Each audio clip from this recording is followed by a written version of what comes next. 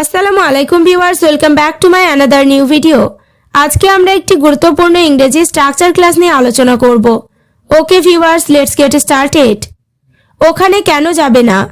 এখানে কেন আসবে না? আমার কথা কেন শুনবে না? সবার কাছে সত্যটা কেন বলবে না? আমরা দৈনন্দিন জীবনে এই ধরনের বাক্যগুলি ব্যবহার করে থাকি।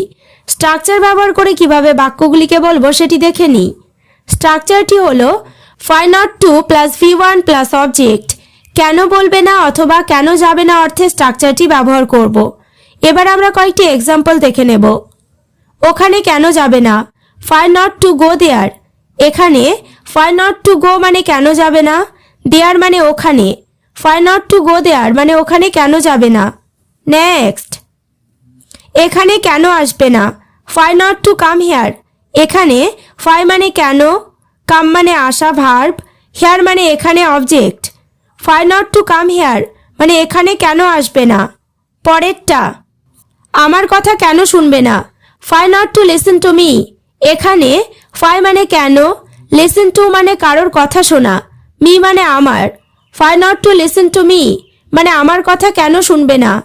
নেক্সট, সবার কাছে সত্যটা কেন বলবে না? Why not to tell the truth to all. এখানে ফাই নট টু টেল মানে কেন বলবে না, দ্য ট্রুথ মানে সত্যটা, টু অল মানে সবার কাছে। Why not to tell the truth to all মানে সবার কাছে সত্যটা কেন বলবে না। এবার তোমরা স্ট্রাকচার ক্লাসটি ভালোভাবে বুঝতে পেরেছো।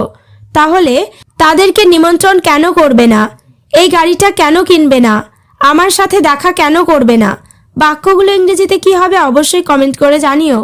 ওকে ভিউয়ার্স, আজ এই পর্যন্ত। চ্যানেলটিতে নতুন হলে চ্যানেলটি সাবস্ক্রাইব করো, লাইক শেয়ার কমেন্ট করতে ভুলো না।